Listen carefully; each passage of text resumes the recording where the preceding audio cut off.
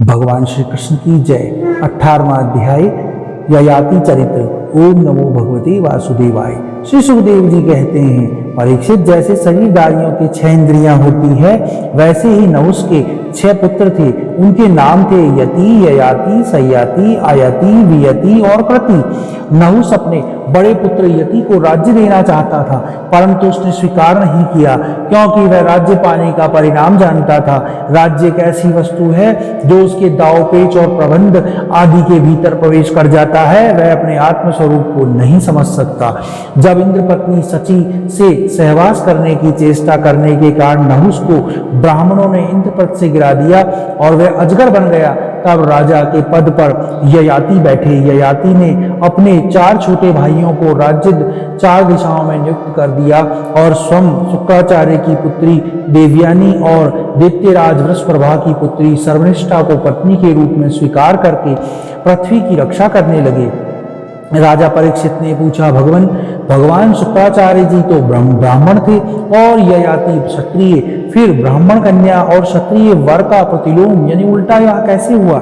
श्री सुखदेव जी ने कहा, राजन, दैत्यराज वृषप्रभा ने की एक बड़ी मननी कन्या थी, उसका नाम था सर्वनिष्ठा।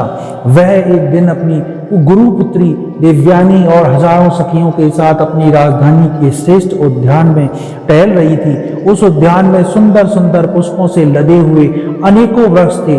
उनमें एक बड़ा ही सुंदर सरोवर था। सरोवर में कमल खिले हुए थे और उन पर बड़े ही मधुर स्वर में भोरे गुंजार कर रही थी।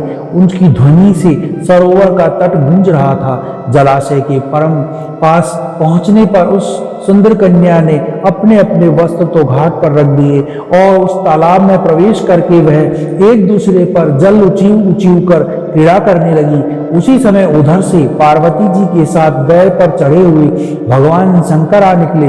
उनको देखकर सब की सब कन्याएं सकुचा गई और उन्होंने झटपट सरोवर से निकलकर अपने अपने वस्त्र पहन लिए। शीघ्रता के कारण सर्वनिष्ठा ने अनजान में ही देवयानी के वस्त्र अपना समझकर पहन लिए। इस पर देवयानी क्रोध के मारे आग बबूला हो गई। उसने कहा, देखो तो सही, इन दासी ने कितना अनुचित काम कर डाला।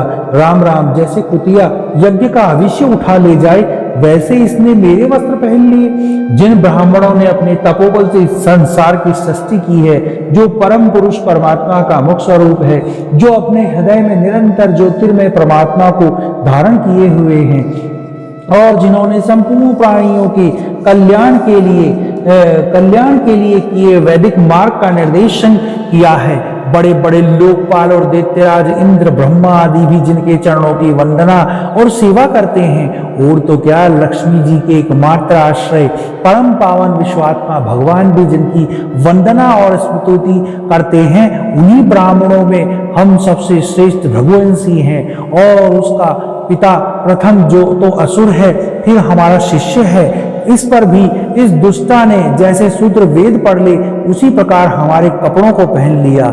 जब देवयानी इस प्रकार गाली देने लगी, तब सर्वनिष्ठा क्रोध से तिलमिला उठी।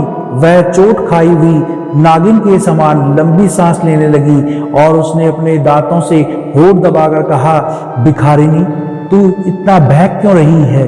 क्या तुझे कुछ अपनी बात का भी पता है? जैसे कोए और कुत्ते हमारे दरवाजे पर रोटी के टुकड़े के लिए प्रतीक्षा करते हैं, वैसे ही क्या तुम भी हमारे घरों की ओर नहीं ताकती रहती? सर्वनिष्ठा की ने इस प्रकार बड़ी बड़ी कड़ी बात कहकर गुरुपुत्री देवयानी का तिरस्कार किया और क्रोधवश अब उसके वस्त्र छीनकर उसे कुएं में ढकेल दिया। सर्वनिष्ठा के चले जाने के बाद संयोगवश शिकार खेलते हुए राजा ययाति उधर आ निकले। उन्होंने जल की आवश्यकता थी, इसलिए कुएं में पड़ी हुई देवयानी को उन्होंने देख लिया।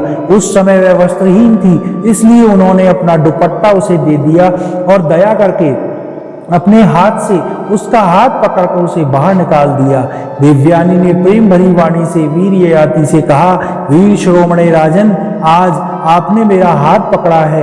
आज जब आपने मेरा हाथ पकड़ लिया, तब कोई दूसरा इसे ना पकड़े। वीर श्रेष्ठ, कुएं में गिर जाने पर मुझे तो आपका अचानक दर्शन हुआ है, यह भगवान का ही किया हुआ संबंध समझना चाहिए। इससे हम लोगों की या किसी और मनुष्य की कोई चेष्टा नहीं है।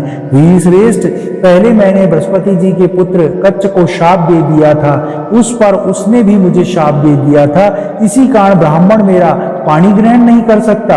ययाति को शास्त्र प्रतिकूल होने के कारण यह संबंध अभिष्ट तो था न था, परंतु उन्होंने देखा कि प्रारब्ध ने स्वयं ही मुझे यह उपहार दिया है और मेरा मन भी इसकी ओर खिंच रहा है, इसलिए ययाति ने उसकी बात मान ली। वीर ययाति जब चलने लगे तब देखते दिव्यानी रोती पीटती अपने पिता शुक्राचार्य के पास पहुंची और शर्मिष्ठा ने जो कुछ किया था वह सब उन्हें कह सुनाया। शर्मिष्ठा के व्यवहार से भगवान शुक्राचार्य जी का भी मन उचट गया। वह पुरोहिताई का निंदा करने लगे। उन्होंने सोचा कि इसकी अपेक्षा तो खेत और बाजार में कबूतर की तरह कुछ बीनकर खा लेना अच्छा है। अतः अपनी कन्या देवयानी को लेकर चल दिए नगर से बाहर। जब वृषपर्वा को यह मालूम पड़ा कि उनके मन में यह शंका हुई कि गुरु जी कहीं शत्रुओं को जीत ना करा दे अथवा मुझे शाप ना दे दे, अतः वह उनको प्रसन्न करने के लिए पीछे पीछे गए और रास्ते में उनके चरणों पर सिर के बल गिर गए। भगवान शुक्राचार्य का क्रोध तो आधी क्षण का था। उन्होंने वृषपर्वा से कहा, राजन, मैं अपनी पुत्री देवयानी को नहीं छोड़ सकता, इसलिए इसकी जो इच्छा है वह पूरी कर दो, फिर मुझे लौट चलने में कोई आपत्ति नहीं है। इसलिए जब वृषपर्वा ने कहा ठीक है, यह क्या कर रहा है, उसकी आज्ञा स्वीकार कर ली, तब देवयानी ने अपने मन की बात कही। उसने कहा, पिताजी, मुझे जिस किसी को भी दे दें, उसमें मैं जहां कहीं भी जाऊं, शर्मिष्ठा अपनी सहेलियों के साथ मेरी सेवा के लिए वहीं चले। शर्मिष्ठा ने अपने परिवार वालों का संकट और अपने कार्य का गौरव देखकर देवयानी की बात स्वीकार कर ली। वह अपनी 1000 सहेलियों के साथ दासी के समान उसकी सेवा करने लगी। शुक्राचार्य जी ने देवयानी का व्यवहार राजा ययाति के साथ कर दिया और शर्मिष्ठा को दासी के रूप में देकर उससे कहा, राजन, इसको अपनी सेज पर कभी ना आने देना। परीक्षित, कुछ ही दिनों बाद देवयानी पुत्रवती हुई और उसको पुत्रवती देखकर एक दिन शर्मिष्ठा ने भी अपने ऋतुकाल में देवयानी के पति ययाति से एकांत में सहवास की याचना की। शर्मिष्ठा की भी यह निश्चयी है, पुत्र के लिए प्रार्थना धर्म संगत है। यह देखकर धर्मज्ञ राजा ययाति ने शुक्राचार्य की बात याद रहने पर भी निश्चय किया कि समय पर प्रारब्ध के अनुसार जो होगा हो जाएगा। देवयानी के 2 पुत्र हुए और यदु और तुर्वस।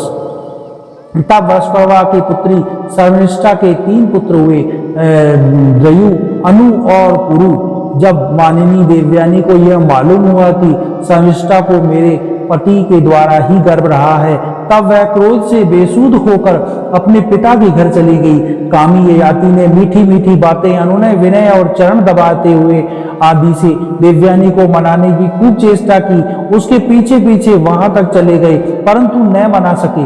शुक्राचार्य जी ने क्रोध में भरकर ययाति से कहा, तू अत्यंत स्त्री लंपट और मंद बुद्धि है और झूठा भी है। जा, तेरे शरीर का यह वह बुढ़ापा आ जाए जो मनुष्य को करूप कर देता है। ययाति ने कहा, ब्राह्मण, अपनी पुत्री के साथ विषय भोग करते करते अभी तक आपकी पुत्री के साथ विषय भोग करते करते अभी तक तृप्ति भी नहीं हुई है। इस शाप से तो आपकी पुत्री का भी अनिष्ट हो ही है।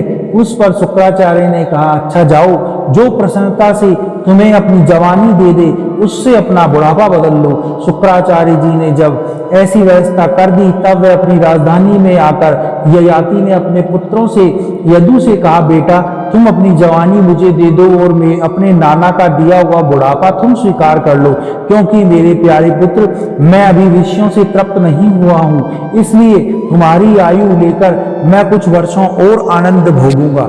यदु ने कहा, पिताजी, बिना समय के ही प्राप्त हुआ अपना बुढ़ापा लेकर यूं तो मैं जीना भी नहीं चाहता, क्योंकि कोई भी मनुष्य जब तक विषय सुख का अनुभव नहीं कर लेता तब तक उसने वैराग्य नहीं होता। परीक्षित, इसी प्रकार तुर्वसु, दुहु और अनु ने भी पिता की आज्ञा अस्वीकार कर दी। सच पूछो तो उन पुत्रों को धर्म का तत्व मालूम ही नहीं था। वह इस अनित्य शरीर को ही नित्य मान बैठे थे। अब ययाति ने अवस्था में सबसे छोटे किंतु गुणों में सबसे बड़े अपने पुत्र पुरु को बुलाकर पूछा और कहा, बेटा, अपने बड़े भाइयों के समान ही तुम्हें तो मेरी बात नहीं टालनी चाहिए। पुरु ने कहा, पिताजी, पिता की कृपा से मनुष्य को परम पद की प्राप्ति हो सकती है।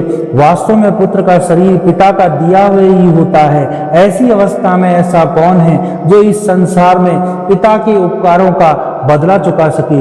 उत्तम पुत्र तो वह है जो पिता के मन की बात बिना कहे ही कर दे।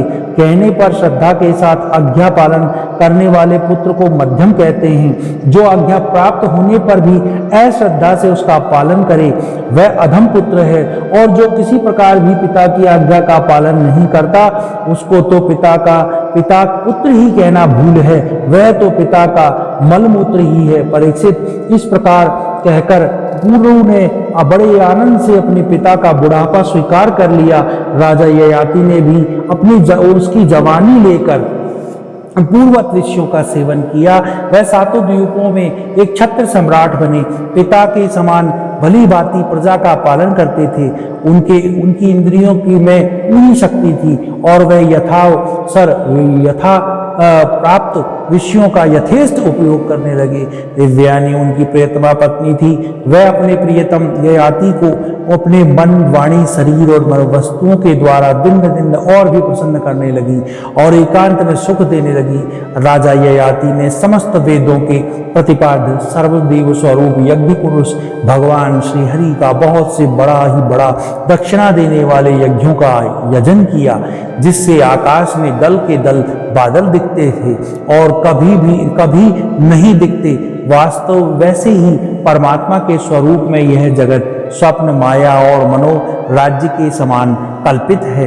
यह कभी अनेक नाम और रूपों के रूप में प्रतीत होता है और कभी नहीं। वह परमात्मा सबके हृदय में विराजमान है। उनका स्वरूप सूक्ष्म से भी सूक्ष्म है। उन्हीं सर्वशक्तिमान सर्वव्यापी भगवान श्री नारायण को अपने हृदय में स्थापित करके राजा ययाति ने निष्काम भाव से उनका यजन किया। इस प्रकार 1000 वर्ष तक उन्होंने अपने उच्छल इंद्रियों के साथ मन को जोड़कर उसके प्रिय विषयों को भोगा, परंतु इतने पर भी चक्रवर्ती सम्राट ययाति को भोगों से तृप्ति ना हो सकी। 18वां अध्याय समाप्त। ओम नमो भगवते वासुदेवाय।